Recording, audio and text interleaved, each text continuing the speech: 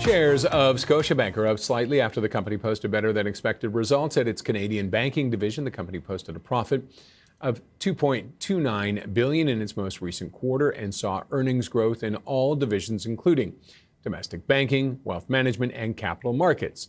Our next guest says Canadian banking is stable and has good margins and cost controls. Let's get more now from Benjamin Klein, Senior Portfolio Manager at Baskin Wealth Management. Benjamin, thanks as always for joining us.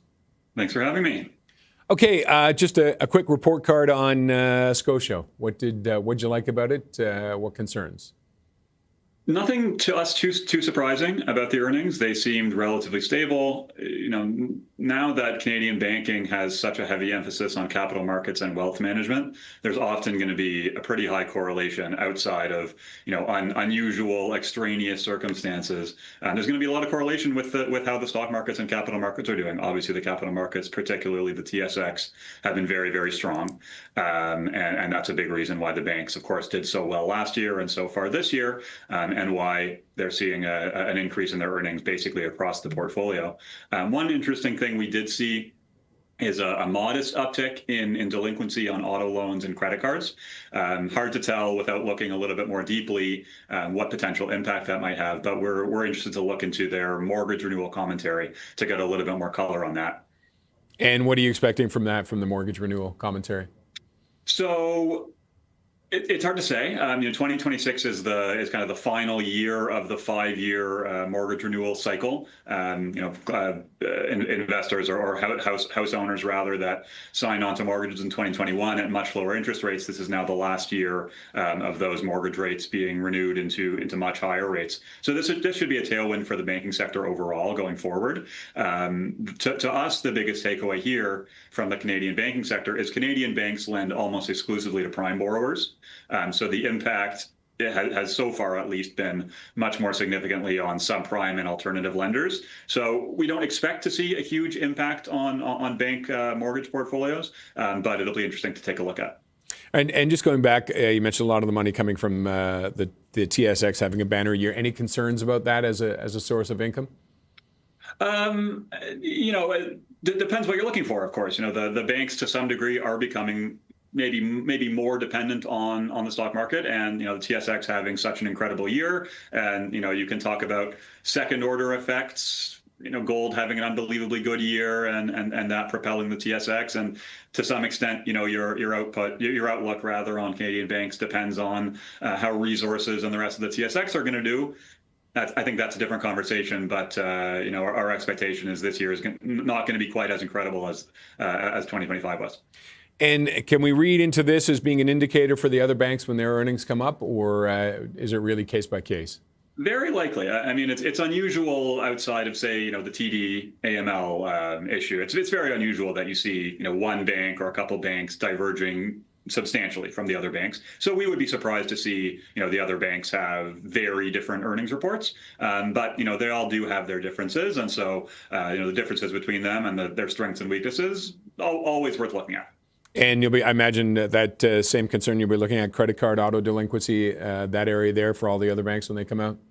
Yeah, again, without having dug quite so deeply, given the earnings just came out this morning, it'll be interesting to see, is this a blip? Does this project something going forward in the future? But certainly something to take a look at. And moving forward, what are we looking at for 2026 for the banks? So again, one major factor for them is the mortgage renewals happening over the course of the year and going forward. This should be a tailwind for the sector moving forward from here, given rates are being much higher. Net interest margins. So, for example, our clients own shares of Royal Bank and National Bank. We think they have the best checking, and in addition to TD, have the best checking deposit system, which of course gives you the best spread on paying interest to your clients versus investing it yourself. And again, earnings have been highly correlated to the capital markets. The capital markets have been extremely strong. I think reasonable to expect things won't be quite as rosy going forward, particularly given that bank valuations have been driven up as a result of that strong stock performance, and they're trading at about 2 times book value now. And again, we prefer the banks with the strong deposit bases, particularly Royal and TD, and strong wealth and capital markets experience, and also the strong capital allocators, the strong management. So that's why National Bank has been a core holding for us for years. And any concerns with a lot of mortgages coming up? The rates have come down, but people are still probably renewing at a fairly noticeably higher rate than what they got in 2021. Any concerns about defaults and people bailing? Concerns for sure, less so on banks, because again, the banks lend almost exclusively to prime borrowers. They should be the least risky, but absolutely, we are seeing impacts on alternative and subprime lenders, and if that continues to get worse, of course, you could see some impact on banks, but we would be surprised to see a major impact. All right, and just one last bigger picture question: tariffs, the trade deal. How does that factor in with everything?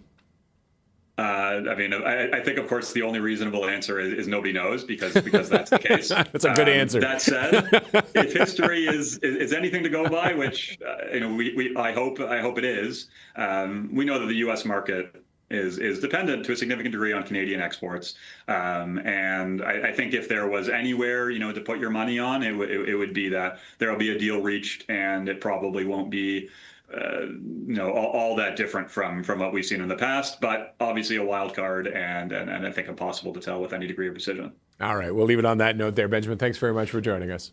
Thanks for having me, as always. Benjamin Klein, Senior Portfolio Manager at Baskin Wealth Management.